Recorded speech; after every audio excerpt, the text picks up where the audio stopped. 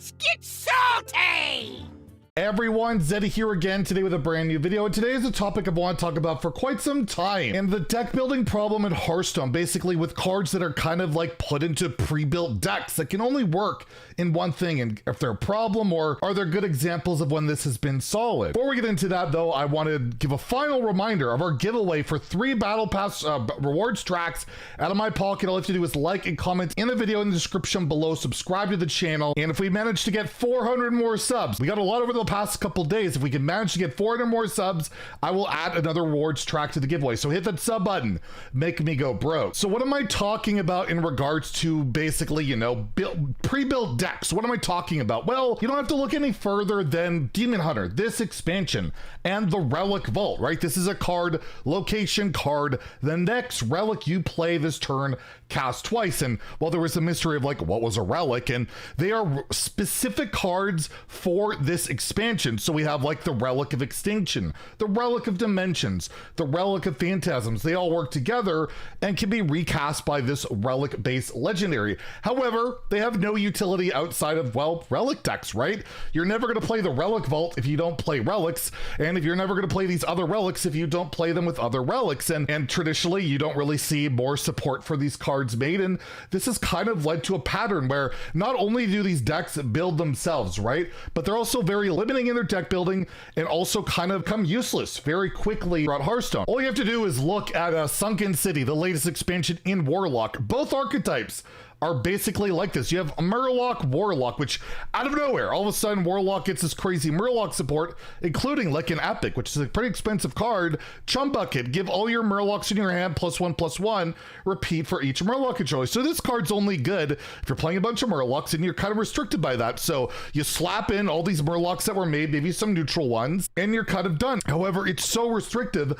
that you have to play Murlocs, and if you've invested in this archetype, if you took it as your new and free returning player deck, which is a Murloc Warlock, which again, if you watched my video yesterday, please do not pick that one. You load up this latest expansion, you got 2 Murloc cards that don't inherently have much synergy with the other Murloc stuff. Like, it's kind of abandoned. We've seen this a lot lately. Sunken City as well for Mage, it was all about Naga and mechs, and basically nothing else really in that vein. So if you invested in a Spitelash Siren deck, which got murdered by a nerf, or a mech deck, and you're hoping to build onto that, the next expansion basically pigeonholes you into totally different archetypes that don't allow flexible deck building. If you take a look at Mage, all of a sudden it's about secrets. It's about secrets and skeletons, including a legendary card, which I'm really excited about. Skeleton Mage, don't get me wrong, but Kel'Thuzad the Inevitable resurrects your volatile skeletons. This card's gonna be good for like an expansion. I highly doubt we're gonna get more volatile skeleton summoning cards. And again, it's kind of like that, well, I gotta play all the skeleton cards, and basically that's it. Like a Deathborn is a card you're probably never gonna play unless you want to get skeletons. There are some cards like Nightcloak Sanctum, which are just going to be really good cards. Freezing something, getting bored, that'll be a good card in multiple decks, but a lot of these cards are just going to see play in like a mech deck, skeleton deck, a Naga. Let's take a look at Murder Castle Nathri. Let's take a look at all the mechs and Naga support we got. So for mechs, we have Steam Cleaner, which is more of a tech card that isn't even that great unless you really hit Kazakhstan and really doesn't have inherent mech synergies. And for Nagas, you get 1 Shaman Legendary that you can't play in Mage and doesn't really have synergy as a Naga. It's just a card that has a Naga tribe. Another example of a kind of more of like a forced archetype is again introducing Totem Shaman. Totems, they basically have made very little support, not since Izor, which again was another card that was kind of just abandoned. No totems were made after that until it rotated, of all things. So again, you're limited to like this Stone Right in a deck where you have to play a bunch of totems. Again, it builds itself, and if it doesn't get more support, it's going to be just rough. There are good examples though of like more of a forced archetype, if you will, is like Imp Warlock. There's already a lot of good Imp cards already in the game. Imps are just present in Warlock, and they just get a lot of good support. But again, you're gonna have to play Imps with your Imp location, but that's okay. But even though this card to me is absolutely busted, will get nerfed, Impending Catastrophe is a card like, it has Imp synergies, but you don't have to play the Imp deck. You can just play a couple things that summon Imps, get card draw. That's all good. If you go back to United and Stormwind, they introduced like the SI7 quest line. All these SI7 cards that benefit benefited from more SI7s?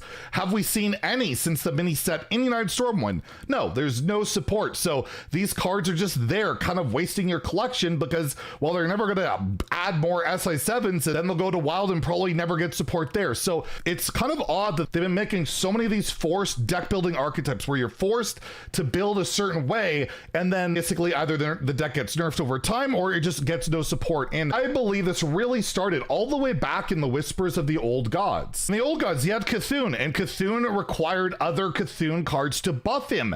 And, well, they didn't make any more after the Old Gods, so this card continuously got worse and worse as time went. But that was like the first real like forced archetype I can remember. I remember seeing a lot of discussion even back then of like, is this a good thing to force players into this style? And as time has gone on, it's been more and more and more. Another recent example, if you just want to look throughout history of Hearthstone, you had the Soul Fragment archetype where Demon Hunter and Warlock, they both kind of shared cards. Some of them were dual class, some were unique to the other class. But again, it were these Soul Fragment style of cards that would only work with other Soul Fragment cards. It was only for one expansion, and I actually love the deck. So the first time I really enjoyed playing Demon Hunter. Also the last time I got rank 1 Legend in Standard. Crazy thing, this guy got rank 1 Legend in Standard. Yes, that did happen. Can lead to cool and interesting decks. It's not like it's a terrible thing, but it does kind of make it so that, well, I'm likely never going to get used out of these cards, as again, they only kind of work with each other, unless it was like, you know, Lapidary, which would give you +5 attack, was really good with the Blade Dance, which had nothing to do